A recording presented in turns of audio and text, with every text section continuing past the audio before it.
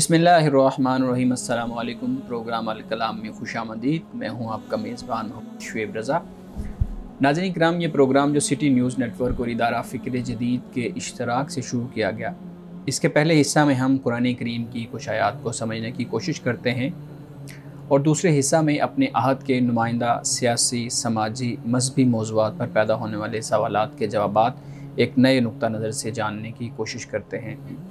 हस्ब साबिक हमारे साथ शरीक गुफ्तगू हैं जनाब मोहम्मद अमानत रसूल साहब। हमारे साथ खुशामदीद, बहुत शुक्रिया आपके वक्त का। मेरी मुआवनत के लिए मौजूद है Ahmad Bilal. Thank you so much Bilal. नाज़रीन किराम, आपकी स्क्रीन पे हमारा व्हाट्सएप नंबर आ रहा होगा, आप अपने सवालात हमें भेज सकते हैं। हम इंशाल्लाह आपके सवालात को ज़रूर एड्रेस करेंगे। हम गुफ्तगू कर रहे थे सूरत अश-शुअरा। अमानत साहब, सूरत अश-शुअरा में मुख्तलिफ़ अंबिया का ज़िक्र मुख्तसरन बयान हो रहा था और अभी हम बात कर रहे थे हज़रत शुएब अलैहिस्सलाम यानी अस्हाबुल ऐका जो हैं जी उन पे, और आपने ये फ़र्क वाज़े किया था कि अहले मदियन और जो ऐका वाले हैं ये कौन हैं और इनका तारुफ़ आपने बयान किया था, और फिर कुछ आपने जो बीमारियां उस कौम के अंदर थी उनका भी मुख्तसर जो है ना वो जिक्र किया था। मैं चाहूँगा कि आप एक दफ़ा उसको ज़रा हमारे नाज़रीन के लिए रिवाइज़ कर दें कि उस कौम के अंदर क्या बीमारियां थीं और उनका माशरती हवाले से ताल्लुक़ क्या बनता है। बिस्मिल्लाहिर्रहमानिर्रहीम। सबसे पहले तो आगाज़ की जो 4-5 आयात होती हैं उसमें एक पैगम्बर का ज़िक्र होता है यहाँ पर जी। और एक जैसी आयात बयान की जाती है, बिल्कुल, यानी बिल्कुल, जिसमें दो बातें बड़ी अहम हैं। एक तो है अल्लाह का तकवा और दूसरी इताअत रसूल सल्लल्लाहु अलैहि वसल्लम। अल्लाह के हर पैगम्बर ने इस बात का ऐलान किया और कहा कि भाई मेरी इताअत करो, अल्लाह का तकवा इख्तियार करो, और फिर अपनी बिल्कुल जो बेगर्ज़ी है और इखलास है उसको बयान किया कि भाई मैं तुमसे इस पर कोई अजर का सवाल नहीं करता, तो मेरा अजर जो है वो रब्बुल आलमीन पर है। फिर इसके बाद अल्लाह सुब्हानहू व तआला ने उस बीमारी या बुराई या कमज़ोरी का ज़िक्र किया जो उस कौम में पाई जाती थी, यानी उस पैगम्बर ने ख़ास तौर पर उनको इस बारे में आगाह किया कि भाई इससे बच जाओ, अपने आप को बचा लो, वरना खुदा का अज़ाब तुम पर उतरेगा। अब हज़रत शुएब अलैहिस्सलाम की जो कौम है इसमें जो बीमारी थी वो ये थी कि ये कारोबार में, तिजारत में हमेशा धोखाधड़ी से काम लेते थे। अच्छा। और फ़रेब देते थे लोगों को, कम तोल कर देना, ये इनके अंदर बीमारी पाई जाती थी। ठीक है। तो यहाँ पे ख़ास तौर पर इसी बात को बयान किया गया है और इसको कहा गया कि ये फ़साद के मुतरादिफ़ है। बिल्कुल सही है। वला तासौ फिल अर्दि मुफ़सिदीन। वाज़ेह बात है कि एक शख्स जब नाजायज़ तरीके से या बदउनवानी से, बददियानती से दौलत कमाता है तो उसका बदउनवानी से और करप्शन से दौलत कमाना ही इस बात की अलामत है कि इस शख्स से कोई खैर बरामद नहीं हो सकती। बिल्कुल ऐसे। ये इससे भी आगे जाकर अपनी दौलत को और पैसे को जो इसने हराम और नाजायज़ तरीके से कमाया है इसके ज़रिए से ज़मीन पर फसाद बर्पा करेगा। तो यहाँ पे हज़रत शुएब अलैहिस्सलाम ने इसी बात को बयान कर दिया कि भाई तुम लोग एक तो दौलत कमाते हो 2 नंबरी से, बदउनवानी से, धोखाधड़ी से, और फिर आगे क्या है, वला तासौ फिल अर्दि मुफ़सिदीन। फिर ये ना हो कि भाई इसके बाद तुम ज़मीन में फ़साद करने वाले बन जाओ। सही। यहाँ इस ख़ास तौर पर इस बात को बयान किया गया है। ठीक। और हज़रत शुएब अलैहिस्सलाम ने अपनी कौम को ये भी याद करवाया कि उसका तकवा तुमने इख्तियार करना है कि जिसने तुम्हें पैदा किया है और जो तुमसे पहली नस्लें हैं उनको भी इस ज़ात ने पैदा किया, जिसका तुम्हें तकवा का हुक्म दिया जा रहा है। सही सही सही। मान साहब, वाउफुल कैल इसका ज़िक्र हुआ, फिर आगे फसाद फैलाने का ज़िक्र हुआ, यानी एक नज़्म जो अल्लाह रब्बुल इज़्ज़त ने बनाया है उसके अंदर वो जो एतदाल है उसको ख़राब कर देना, उस तवाज़ुन को ख़राब कर देना, उस तवाज़ुन को बिगाड़ देना, ये फ़साद फिल अर्द के मुनाफी है। हमारे यहाँ भी आजकल ख़ास तौर पे ये नाप तोल में कमी वाला जो मामला है इसकी बहुत सी सूरतें हमें देखने को मिलती हैं। हर मार्केट का एक ख़ास इन्वायरमेंट है, कल्चर है। हम देखते हैं कि कई मार्केट ऐसी हैं जहाँ पे ओपन बोली लगती है, जैसे मिसाल के तौर पे ये कप 50 रुपए का है तो वो 50 रुपए की बोली लग जाएगी कि ये 50 का है। लेकिन कई मार्केट्स ऐसी होती हैं जहाँ पे ओपन बोली नहीं होती, वो उनके अपने कोई ख़ास कोड वर्ड्स होते हैं। जैसे गल्ला मंडी है, वहाँ पे ख़ास कोड वर्ड्स हैं। वो पंजाबी में मुझे याद है हम छोटे थे तो वो धाके, तड़ियाँ, रुपए, इस तरह से वो बोलते थे। तो अब वो जो सामने ख़रीदने वाला है उसको वो चीज़ मालूम नहीं है, यानी सिर्फ जो इन चीज़ों को जानता है वही ख़रीद सकता है। इसी तरीके से हम देखें कि गोश्त मार्केट में भी आजकल इस तरह की चीज़ है। जो बुनियादी तौर पर मेरा सवाल है वो इसी चीज़ से मुतालिक है कि कुछ लोगों को मार्केट का अंदाज़ा नहीं होता। अब वो मार्केट जाते हैं, वो चीज़ ख़रीदते हैं, लेकिन मार्केट वालों ने एक उसूल बनाया होता है कि हमने इसमें से 10% या 100 ग्राम कम देना है और उसको हम 1 किलो ही कंसीडर करेंगे, यानी 900 ग्राम देंगे तो 1000 ग्राम कंसीडर करेंगे। जैसे गोश्त मार्केट में होता है कि वो कहते हैं जिसमें से जो गंद निकलता है वो हम निकाल देते हैं तो उसको डाल देते हैं। अब ये भी सूरत क्या इसी उसमें तनाजुर में शुमार की जाएगी कि ये नापतोल में कमी है या कोई तवाज़ुन को बिगाड़ने वाली बात है कि मुझे नहीं पता, लेकिन दुकानदार कहता है ये मार्केट का उसूल है और कहीं लिखा हुआ भी नहीं है। अच्छा, कुरान मजीद जब इस बात को बयान करता है ना, कुरान मजीद पूरे करैक्टर और किरदार को बयान कर रहा होता है। ठीक है। जैसे मिसाल के तौर पर सूरतुल मुतफ़्फ़िफ़ीन में अल्लाह पाक जब ये फरमाता है वैलुल लिल मुतफ़्फ़िफ़ीन के कम तोलने वालों के लिए हलाकत है। अब अल्लज़ीन ज़क्तालू अलन-नासी यस्तौफ़ून कि जब ये लोगों से माफ़ कर लेते हैं तो पूरा लेते हैं। वइज़ा कालूहुम वज़नूहुम युख़सिरून कि जब ख़ुद ये दूसरों को माप कर या तोल कर देते हैं तो उसमें से खसारा करते हैं। अच्छा, उसमें से कमी करते हैं। एक तो जब कुरान वैल का लफ्ज़ इस्तेमाल करता है ना, हलाकत का, तो इससे मुराद ये नहीं होता कि थोड़ा बहुत कभी कोई इंसान कम तोल देता है या कमी हो जाती है। ये एक पूरा करैक्टर होता है जो जुल्म पर मबनी है। सही है। जिसमें है ही यही ख़राबी कि वो जब भी कुछ करेगा तो अपना हक़ तो पूरा लेने की कोशिश करेगा, लेकिन दूसरे के उस हक़ में कटौती करेगा या कमी करेगा। तो ये जो शख्सियत पूरे इस तरह के करैक्टर पर मबनी होती है तो कुरान उसके लिए वैल का लफ्ज़ इस्तेमाल करता है, हलाकत का। और यही ख़राबी हज़रत शुआइब अलैहिस्सलाम की कौम में थी और ये बढ़ती बढ़ती बढ़ती फ़साद बन गई। फ़साद के बाद फिर खुदा का अज़ाब इस कौम पर नाजिल हुआ। जिस तरफ आपने इशारा किया, देखिए असल जो मामला होता है वो ये होता है कि आप जो चीज़ बेच रहे हैं आप बिल्कुल उसको वाज़े तौर पर बेचें। ठीक है। यानी आप आने वाला जो कस्टमर है, गाहक है, उसको पता हो कि ये चीज़ मुझे इतना पैसा देना है, मुझे ये इतनी मिलेगी, इसमें इतनी कटौती होगी या इसमें इतना इजाफ़ा होगा। हर चीज़ वाज़े तौर पर हो तो ये एक अलहदा चीज़ हो जाती है, एक अलहदा बात हो जाती है। एक तरीका ये होता है कि भाई बग़ैर बताए इस तरह की कटौती करना। जैसे मिसाल के तौर पर आपने वीडियोस भी देखी होंगी कि जहाँ पर एक रेड़ी वाला जो है वो बग़ैर बताए जो कस्टमर फ्रूट लेता है वो फ्रूट डालेगा एक शॉपर में, उसको फिर अलहदा रख देगा। वो जो पहले से उसने उसी वज़न का बना के रखा ख़राब सा फ्रूट जो उनसा है बीच में मिक्सअप करके रखा होता है वो उठाकर कस्टमर को देता है। ये वाज़े तौर पर धोखा है। अच्छा, ये इसी में आता है। ये वाज़े तौर पर धोखा है। एक चीज़ ये है कि आप कह देते हैं कि देखिए हम ये रेट लगाते हैं, यानी हमारा फ्रूट, हमारी अशिया बाकी मार्केट से बहुत ज़्यादा अच्छी हैं क्वालिटी में, हम मार्केट की बनिस्बत थोड़ा सा इसका ज़्यादा लेते हैं या हम इसको थोड़ा सा कम करते हैं। तो इस मामले में तो बिल्कुल क्लियर होकर जिसका दिल चाहे वो फिर ले लेता है, आकर जिसकी तसल्ली हो। मिसाल के तौर पर मैं गुज़श्ता हफ्ते फ़्रूट लेने गया तो बहुत अच्छा फ्रूट मुझे वहाँ से मिला।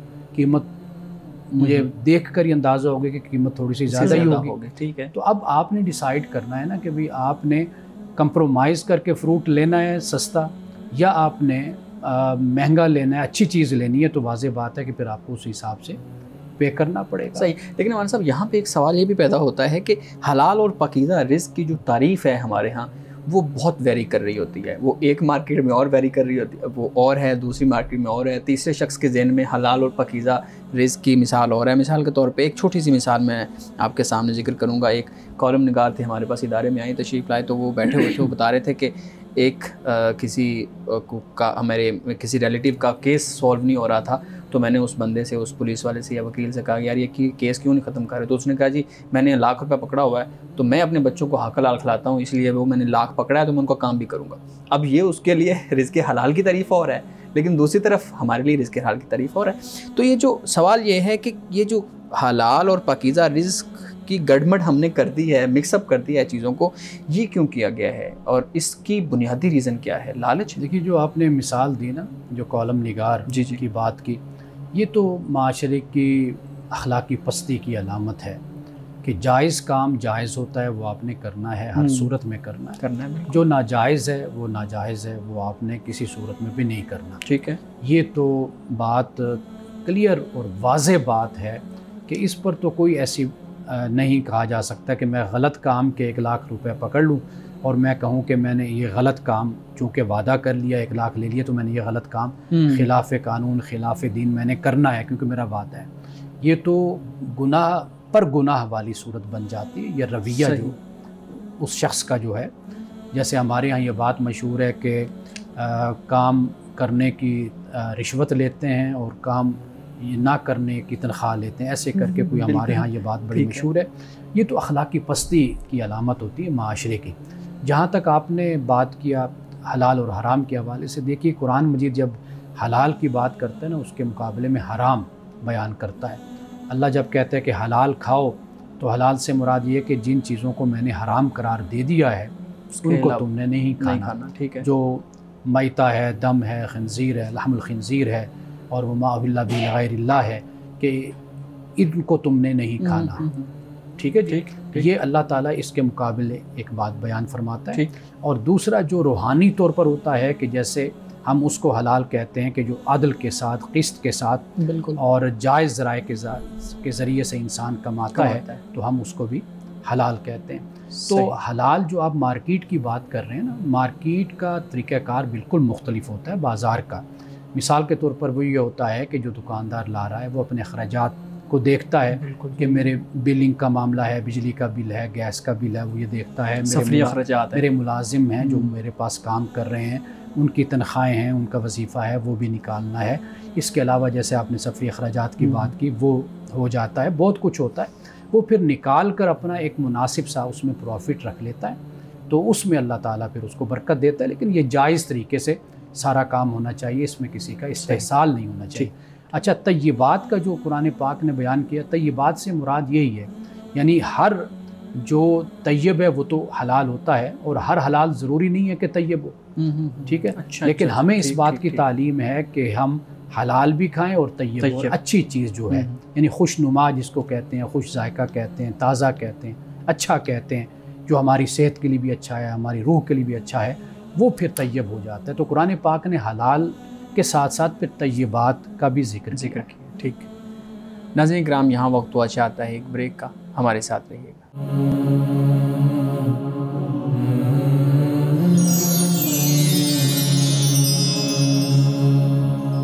प्रोग्राम में एक दफ़ा फिर खुशामदीद। हमारे साहब, नाप तोल में कमी, मिलावट, हलाल और हराम की तारीफ़, हमारे यहाँ जो मिक्स चीज़ें हुई हैं उस पर गुफ्तगू चल रही है। पाकिस्तानी तनाजुर में एक सवाल आपके सामने रखूँगा। हमारे यहाँ मज़हबियत को अगर हम देखें तो अपने उरूज पे है। हर साल लाखों जो है ना वो हुज्जाज जाते हैं, रसूलुल्लाह सल्लल्लाहु अलैहि वसल्लम के रोज़ा पे हाज़िरी भी देते हैं, काबतुल्लाह का तवाफ़ भी करते हैं, हज भी करते हैं। इसी तरीके से रमज़ान में सदक़ात व ख़ैरात होते हैं, सारी चीज़ें होती हैं। लेकिन हम दूसरी तरफ देखते हैं कि दूध में पानी है, मिर्च के अंदर ईंट पीस कर वो डाला जाता है, आटे के अंदर इस तरह की चोकर और इस तरह की मिलावट की जाती है। अद्वियात को अगर हम देख लें तो बहुत सी अद्वियात ऐसी हैं जो बैन हैं कि वो किसी दूसरे मुल्क में नहीं जा सकती, जो पाकिस्तानी मैन्युफैक्चरिंग होती है। उसकी वजह ये है कि उसके अंदर चीज़ों की मिलावट होती है। अब हर दूसरा शख्स नमाजी है, हर दूसरा शख्स हाजी या उम्रा करके आया हुआ है। इतनी मज़हबियत के साथ इस तरह की मिलावट और इस तरह का बरमला इजहार गुनाहों का ये क्यों है? क्या इबादात हमारे अखलाकियात पे कोई असर नहीं डाल रही? बुनियादी तौर पर जो इबादात हैं उनकी अपनी अहमियत है और कदर व कीमत है हमारी ज़िंदगी में। इनकी वजह से नहीं कोई ख़राबी पैदा होती। सही, यानी हम ये नहीं कह सकते कि जो नमाजी है तो वो ऐसा करता है, जो हाजी है तो वो ऐसा करता है।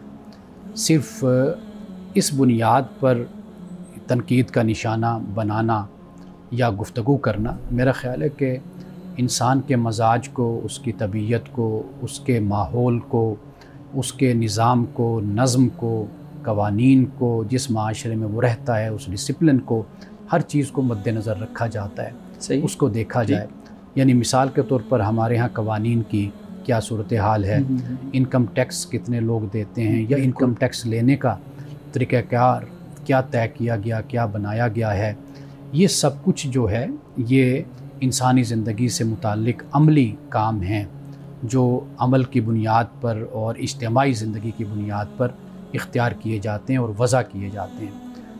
ये जहाँ पे नमाज़ें लोग नहीं पढ़ते, मुसलमान भी नहीं रहते, वहाँ पर भी अगर एक रियासत का नज़्म होता है, कायम किया जाता है और उसके मुताबिक कवानीन का निफाज होता है, तो वहाँ पर भी रिज़ल्ट हमारे सामने है और रिज़ल्ट आना शुरू हो जाता है।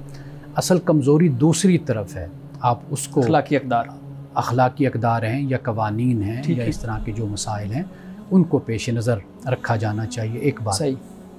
दूसरी बात यह है कि हमारे यहाँ बदकिस्मती से जो मज़हब है इसका अखलाक से और अमल से ताल्लुक़ तोड़ दिया गया, यानी इसको बिल्कुल ही अलहदा कर दिया गया। यानी मिसाल के तौर पर आप नमाज़ें पढ़ें, आप हज करें, आप उम्रे करें, इनकी जो फ़जीलत बयान कर दी गई और बदकिस्मती से कुछ ऐसे हवाले कोट कर दिए जाते हैं कि जिसकी बुनियाद पर यूँ ख़याल किया जाता है कि आप अगर किसी इंसान से ज़्यादती करें, किसी को नुकसान पहुँचाएँ, तो आपके इस अमल से वो सारे के सारे गुनाह आपके धुल जाते हैं। आप ऐसे हो जाते हैं कि जैसे आज दुनिया में आप आए हैं।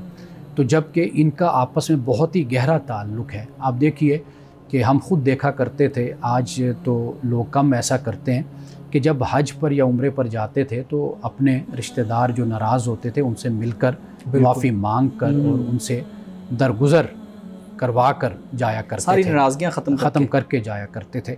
तो वो यही वजह थी कि हम हज पर जा रहे हैं, हम उम्रे पे जा रहे हैं, तो अल्लाह ने हमें ये हुक्म दिया है कि हम अपने रिश्तेदारों को, अपने बहन भाइयों को नाराज़ ना करें। लेकिन अब लोग इस तरह चले जाते हैं। तो गोया के मज़हब का जो हमारी अखलाक से और हमारे अमल से ताल्लुक़ था वो कमज़ोर पड़ गया, और इस हवाले से जो बातें नोट की गई, कोट की गई, लोगों को बताई गई, उनमें जो ताल्लुक़ अमल के साथ और अखलाकियात के साथ था वो तोड़ दिया गया, कि जिसकी बुनियाद पर ये सूरत हाल हमारे माशरे में सामने आई। देखिए, हर हवाले से जब तक तवज्जो नहीं की जाएगी ना, काम नहीं किया जाएगा, अमल नहीं किया जाएगा, माशरे की इस्लाह नहीं की जाएगी, रिफॉर्म्स नहीं लाई जाएंगी, उस वक़्त तक फ़कत एक चीज़ पर फोकस करके उस पर तनकीद कर देना या उसको वजह ख़राबी करार दे देना, तो ये भी एक लिहाज से जानिबदाराना सोच हो जाती है। लेकिन आमाने साहब, आपने जो पहली बात की है कि इबादत अपनी जगह पे हैं, अखलाकी अक़दार अपनी जगह पे हैं, लोगों ने कोई शख्स अगर इबादत करता है तो इट डज़ेंट मीन कि वो अखलाकी तौर पे भी बिल्कुल ठीक होगा। लेकिन हम जब देखते हैं नमाज बुराई और बेहयाई से रोकती है, फिर इसी तरीके से हज आपको इस तरह के गुनाहों से रोकता है, रोज़ा आपको कंट्रोल सिखाता है। अब ये सारी वो चीज़ें हैं जो अमली ज़िंदगी के साथ इनका ताल्लुक़ बनता है हर इबादत का। मेरे ख्याल में अगर हम देखें तो अब एक शख्स इबादत कर रहा है लेकिन अमली ज़िंदगी में उसका असर नहीं हो रहा, तो उसको जो जोड़ा जाएगा ना इबादत के साथ, फिर अखलाकियात कैसे इससे अलग हो जाएंगी? वाज़ेह बात है कि जो शख्स नमाज़ पढ़ता है उस पर उसका असर होना चाहिए। अब उसको उसका असर कैसे होगा? ये अगर वो नमाज पढ़ भी रहा है लेकिन वो डिसिप्लिन नहीं सीख रहा, लेकिन वो बुराई से नहीं बच रहा, लेकिन वो धोखाधड़ी से नहीं बच रहा, तो फिर इबादत के साथ उसका क्या था? रसूलुल्लाह सल्लल्लाहु अलैहि वसल्लम के ज़माने में मुनाफिकीन नमाज़ें पढ़ते थे, रोज़े भी रखते थे, सब कुछ करते थे, लेकिन वो थे मुनाफिक। तो इससे ये बात समझ आती है कि आप कोई भी चीज़ इख्तियार करते हैं, आप उसकी रूह से जब तक वाकिफ़ नहीं होते, नहीं जुड़ते, या उसको रूह के साथ नाफिज नहीं करते, तो उस वक़्त नताइज मुरतब नहीं होते। कुरान मजीद ने नमाज का जिक्र किया, पढ़ने का जिक्र नहीं किया, नमाज को कायम करने का जिक्र किया। बिल्कुल। तो कायम करने का क्यों जिक्र किया? अब आप ख़ुद नमाज के फ़लसफ़े पर तवज्जो आप करें ना। आप देखिए कि अल्लाह सुब्हानहू तआला ने 5 वक्त नमाज हम पर फ़र्ज़ की है, हम 5 वक्त उसकी बारगाह में जाते हैं। तो ये 5 वक्त जाना, आपका किसी से राब्ता और ताल्लुक़ होना, ये दरहकीकत आप अच्छे इंसान से राब्ता रखते हैं तो आपकी शख्सियत उस तरह हो जाती है, उसका असर। बुरे इंसान से राब्ता रखते हैं, आपकी शख्सियत उसी तरह। जब आप अपने खुदा से राब्ता रखते हैं, 5 वक्त नमाज पढ़ते हैं, तो फिर गौर करना चाहिए कि आपकी शख्सियत में तब्दीली क्यों नहीं आ रही, इबादत में तासीर क्यों नहीं है, आप में अखलाकियात क्यों नहीं पैदा हो रही, आपको हलाल और हराम का फ़र्क क्यों नहीं है पैदा हो रहा, जबकि आप 5 वक्त रब्बुल इज़्ज़त की बारगाह में जा रहे हैं। तो मैंने पहले भी कई दफ़ा ये बात की कि इस्लाम कोई डंडे के ज़रिए से तो अपनी बात नहीं मनवाता ना। इस्लाम एक आपको एक तरीक़ाकार इस्लाह का देता है, तज़किया नफ्स करता है, तत्हीर नफ्स करता है। इस्लाम ने पूरा एक निज़ाम ऐसा बनाकर आपको दे दिया कि जो तज़किया का निज़ाम है। अब अगर आप उसको सिर्फ़ एक बग़ैर रूह के आप उसको इख्तियार कर लेते हैं, उसकी रूह को पेश नज़र नहीं रखते, तो फिर उसके नताइज यही सामने आएंगे जो आज हमारे माशरे में या आपकी और मेरी ज़िम्मेदारी है, जैसे हम यहाँ पर बैठे हैं या उलमाए किराम जैसे हमारे मिंबर पर बैठते हैं, तो वो लोगों को इस बात से आगाह करें कि नमाज अदा करनी तो उसकी रूह के साथ नमाज को अदा करें कि जो तकवा आपके अंदर पैदा करे। इसी तरह रोज़ा भी है, इसी तरह ज़कात भी और इसी तरह हज भी है। सही सही। नाज़रीन किराम, यहाँ वक्त हुआ चाहता है एक ब्रेक का, हमारे साथ रहिएगा।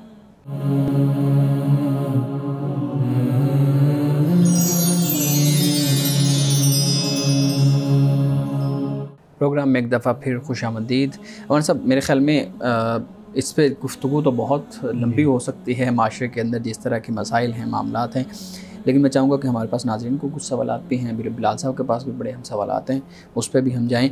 एक सवाल आपके सामने रखूँगा हमारे नाज़रीन की तरफ से। पूछते हैं जी, आजकल लोग अपने बाल बेच देते हैं, जो अपने सर के बाल हैं या दाढ़ी के बाल हैं टूटे हुए, उसको बेच देते हैं। सवाल ये है कि क्या इस्लाम इस चीज़ की इजाज़त देता है कि आप अपने बाल बेच सकें या उसको रख सकें? इसकी हरगिज़ इजाज़त नहीं है। बाल हों, कोई चीज़, इवन के आपके जिस्म का कोई नाखून तक भी है, इसको भी बेचने की इजाज़त नहीं है। अच्छा। क्योंकि इससे एक कमोडिफिकेशन का तसव्वुर पैदा होता है, यानी कि इंसान कोई ऐसी चीज़ है जिसे बेचा जा सकता है। अच्छा। इंसान है या उसका कोई ऑर्गन है, कोई उज़्व है, कोई चीज़ है, तो वो उसको बेचा जा सकता है। अगर आप इसके नताइज पर अगर आप नज़र करेंगे ना, तो बड़े भयानक और बड़े ख़तरनाक नताइज सामने आते हैं। इसलिए इंसान अनमोल है, बेकीमत है, इंसान की कोई कीमत नहीं है। अल्लाह ताला ने इसको जो हुर्मत दी है और जो इसको इज़्ज़त दी है और जो एहतराम दिया है, तो उसकी कोई कीमत नहीं है। ठीक है। तो लिहाजा वैसे अगर कोई डोनेट करना चाहता है वो कर सकता है, ऑर्गन है, कर सकता है डोनेट। यानी मिसाल के तौर पर जैसे कैंसर के मरीज़ होते हैं, उनको बालों की ज़रूरत होती है, तो उनको डोनेट किए जा सकते हैं कि उनको बाल दे दिए जाएं। इसी तरीके से कोई भी ऑर्गन है वो डोनेट किया जा सकता है। कोई ज़रूरतमंद है, किसी की ज़िंदगी को बचाना है, तो ये सूरत तो जायज़ है। अगरचे इस पर भी उलमा का इख्तलाफ है, लेकिन जो सवाल है जो पूछा गया है इस पर तो इत्तेफाक है, यानी मुत्तफ़क़ अलैह फतवा क्या बेच नहीं सकते, और मसला यही है कि आप बालों को नहीं बेच सकते। ठीक है, बहुत शुक्रिया मान साहब। जी बिलाल साहब, आपके पास क्या सवाल है? सर, मैं ये पूछना चाहता हूँ कि शराब का जो कारोबार है उसकी ख़रीदो फ़रोख्त है, ये करना यानी इस्लामी मुल्क जैसे पाकिस्तान है, इसमें क्या ये दुरुस्त है? बेशक वो मुसलमानों को बेचने के लिए ना हो, गैर मुस्लिमों को बेचने के लिए हो, लेकिन इस्लामी मुल्क में इस तरह का कारोबार करना ये कैसा अमल है? शराब के हवाले से बिला रोक टोक, बिला तवक्कुफ़ कुरान मजीद की रोशनी में और सुन्नत की रोशनी में वो यही फ़ैसला है कि ये हराम है, चाहे इसका कोई कारोबार है या जो कुछ भी है, इसका पीना है, ये सब ममनू है और हराम है ये। जी सही, ठीक है जी। अब इससे आगे चलते हैं, मुकल्लफ़ कौन है इसका? तो वाज़ेह बात है मुकल्लफ़ वो होगा जो मुसलमान होगा। यानी जब मैं अपने आप को कहता हूँ इस्लाम के अहकाम किस पर लागू होंगे, एक मुसलमान पर ही लागू होंगे, जो आकिल है, बालिग़ है, जिसने इकरार किया हुआ है, मुस्लिम है, उसी पर ही इस्लाम के अहकाम लागू होंगे। अब अगर मुस्लिम रियासत में, मुस्लिम मुल्क में अगर गैर मुस्लिम रहते हैं तो वाज़ेह बात है कि उनको इससे इस्तिस्ना हासिल, वो मुकल्लफ़ नहीं है, वो मुकल्लफ़ नहीं। ठीक है। तो लिहाजा अगर कोई इस तरह का कारोबार होता है या इस तरह का मामला होता है तो उनके लिए उसकी मुस्लिम मुल्क में, मुस्लिम रियासत में इजाज़त है कि वो पी सकते हैं, वो आपस में कारोबार कर सकते हैं, उसको बेच सकते हैं। लेकिन अगर मुल्क में शराब बन रही है और गैर मुस्लिमों के लिए बन रही है तो अल्टीमेटली चांसेस तो है ना कि वो मुस्लिम भी ख़रीद सकते हैं। देखिए, अब ये मुसलमान को आपने समझाना है, उसको बताना है, ये उसकी तरबियत का इस तरह तो हम अगर वो ख़ुद को मुसलमान कहकर भी अगर फिर वो अगर ये अमल और ये काम कर रहा है तो मेरा ख़्याल है कि फिर ये उसका मामला और उसके खुदा का है कि वो बहुत से कामों में मुसलमान नाफरमानी करते हैं। आप अपने माशरे में देख लीजिए रिश्वत भी चल रही है, झूठ भी चल रहा है, अभी थोड़ी देर पहले मिलावट की बात अभी हमने की, वो भी चल रहा है। तो मुसलमान की इस्लाह ही होनी है, उसका तज़किया होना है, उसको बताना और समझाना है, और उसको ख़ुद अपने किरदार और अखलाक पर भी गौर करना है कि भाई मैं ख़ुद को मुसलमान कहता हूँ, तो बहैसियत मुसलमान अल्लाह ने क्या मुझे हुक्म दिया है कि मैंने क्या काम करने और किन कामों से अपने आप को बचाना है। सर, अभी कुछ दिन पहले लाहौर में LGBTQ जो कम्युनिटी है, इनकी एक डांस पार्टी होती है और कानूनी इदारों को भी उनका पता होता है, तो आप क्या समझते हैं कि इस तरह की इजाज़त एक इस्लामी मुल्क में होनी चाहिए? क्या ये दुरुस्त अमल है?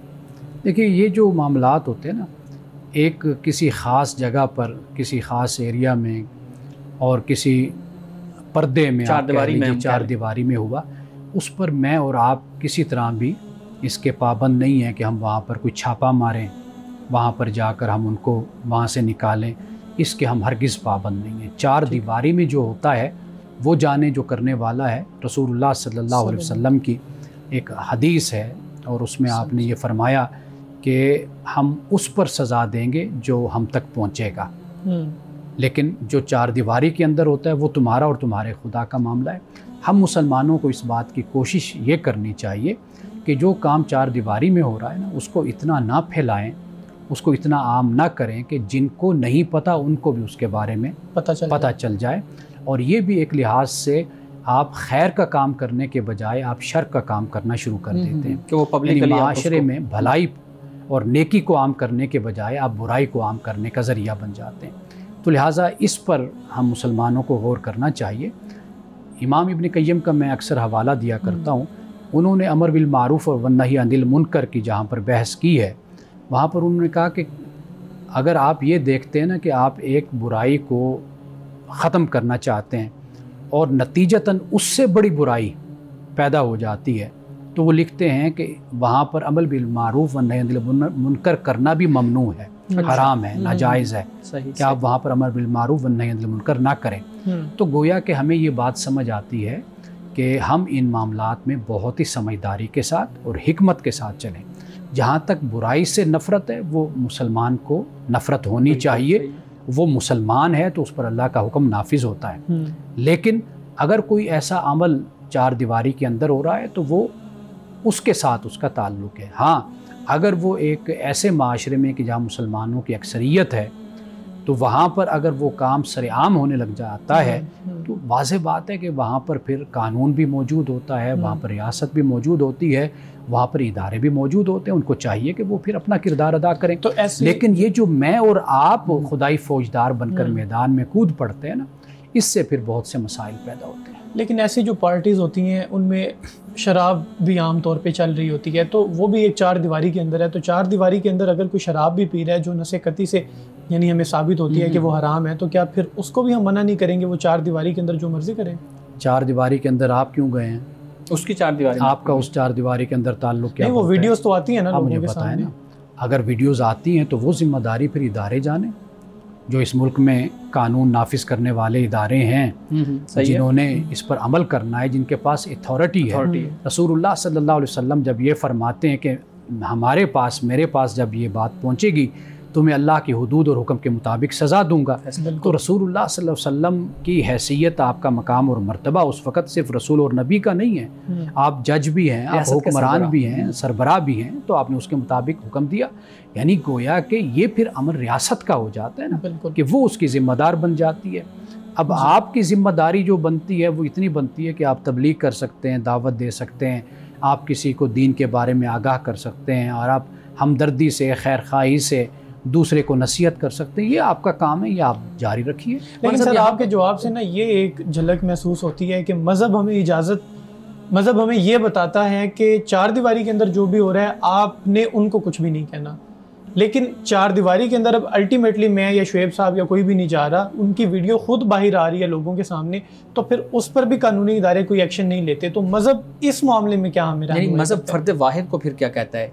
फ़र्द वाहिद के पास दो तीन रास्ते हैं ना। रसूलुल्लाह सल्लल्लाहु अलैहि वसल्लम ने पहले तो फरमाया मन रा मिनको मुनकरन, ये जो अल्फाज है ना कि तुम में से जो मुनकर को देखे।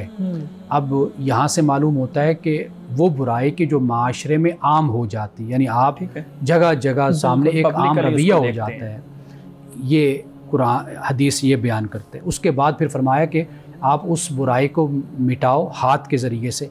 अब हाथ ये इस्तिआरा है ताकत और क़ुव्वत का, जिसके पास क़ुव्वत होगी, ताकत होगी, हुकूमत होगी, उसके पास क़ुव्वत है।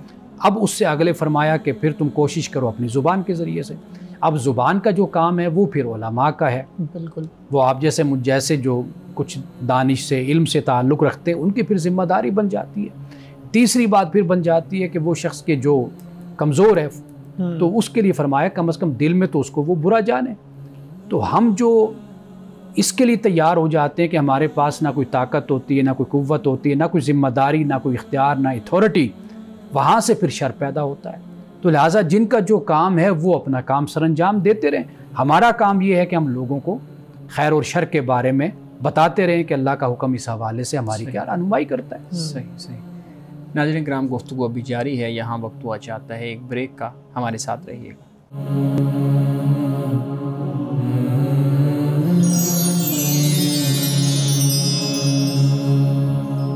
प्रोग्राम में एक दफ़ा फिर खुशामदीद। अमाना साहब, जो गुफ्तगू बिलाल साहब कर रहे थे उससे मुतल्लिक एक और चीज़ भी है ना, हमारे यहाँ कानून नाफिज करने वाले इदारे भी कुछ ऐसे मामलात कर जाते हैं जो लोगों की चार दीवारी फलांग के, लोगों के दरवाजे तोड़ के घरों के अंदर दाखिल हो जाना, और फिर घर के अंदर जो कुछ चल रहा है, वो पार्टी है, वो फैमिली फंक्शन है, वो कुछ भी है, उसकी तस्वीर बनाना, उसकी वीडियो बनाना और फिर सोशल मीडिया पे वायरल कर देना और अपने आप को एक बहादुर शख्स और गैरतमंद शख्स बना के पेश करना कि ये देखें जी हमने इतना बुरा काम हो रहा था उसको रोक लिया है, जबकि उनके पास कोई वारंट नहीं होते, उनके पास कुछ तरह की चीज़ें नहीं होती। तो इस पे शरीयत क्या कहती है? देखिए, इसकी दो सूरतें बनती हैं। एक है कि ऐसी सरगर्मियाँ कि जो आपके शहर के लिए ख़तरे का बायस बनती हैं। सही। यानी मिसाल के तौर पर कोई बम की तैयारी हो रही है अंदर, या असला तैयार किया जा रहा है, या कोई ऐसा फसाद की प्लानिंग हो रही है, साजिश का प्लान बनाया जा रहा है कि शहर को तबाह करने के लिए, या इंसानों की जानों को ख़तरा जिससे है, तो वहाँ पर तो वाज़ेह बात है कि चार दीवारी फिर कायम नहीं रहती और ये तसव्वुर ख़त्म हो जाता है कि जहाँ पर इंसान की जान, उसकी माल, उसकी हुर्मत को ख़तरा हो जाता है। दूसरी, इसके अलावा जो सरगर्मियाँ होती हैं, जो मामलात होते हैं, वो चार दीवारी है और वो प्राइवेट ज़िंदगी से मुताल्लिक़ हैं, उनमें मुदाखलत ये किसी का भी हक़ नहीं है। सही जी बिलाल साहब। सर ये बताइएगा कि अगर एक शख्स जो मुसलमान नहीं था पहले, उसने अपनी बहन से शादी की, वो जिस भी मज़हब में था उस मज़हब में उसकी इजाज़त है, अब जब वो दोबारा मुसलमान हो जाता है तो उसकी बहन से जो उसने पहले शादी कर रखी थी वो टूट जाएगी, या फिर अगर टूट जाती है तो उनका जो बच्चा है उसका क्या होगा? इस बारे में आप वज़ाहत कीजिएगा। पहली बात यह है कि जैसे ही वो मुसलमान होता है, इस्लाम कबूल करता है, तो ये निकाह ख़ुद ब खुद बातिल, ख़ुद ब खुद ख़त्म हो जाता है। अच्छा। इसके लिए ना तलाक़ के अल्फाज की ज़रूरत है, ना कहीं अदालत में रुजू करने की ज़रूरत है, कुछ भी नहीं। जैसे ही मुसलमान हुआ तो बहैसियत मुसलमान इस्लाम के जो अहकाम हैं वो उस पर नाफिज हो गए। ठीक है। जहाँ तक बच्चे की बात है तो वो बच्चा उसको सही ख्याल किया जाएगा, यानी उसको कोई ऐसी निस्बत नहीं दी जाएगी जैसे हम अपने माशरे में इल्लीजिटिमेट कहते हैं या हरामी कहते हैं, तो ये अल्फाज उसके लिए नहीं होंगे। चूँकि वो जब पैदा हुआ था तो उस मज़हब के मुताबिक वो जायज़ था, वो हलाल था, तो लिहाजा इस्लाम उसको उसी हालत में कबूल करता है, उसी हैसियत में, और वही उसका बाप भी होगा कि जिसके ज़रिए से उसकी पैदाइश हुई है। यहाँ पे एक सवाल ये है कि वो आपने कहा कि जो हम अपने मुआशरे में कहते हैं कि ये हराम से पैदा हुआ है या हरामी है, सवाल ये पैदा होता है कि उस बच्चे के लिए ये लफ्ज़ क्यों इस्तेमाल किया जाता है, जो बड़ा वियर्ड लफ्ज़ समझा जाता है हमारे मुआशरे में, उस बच्चे का इसमें क्या कसूर है?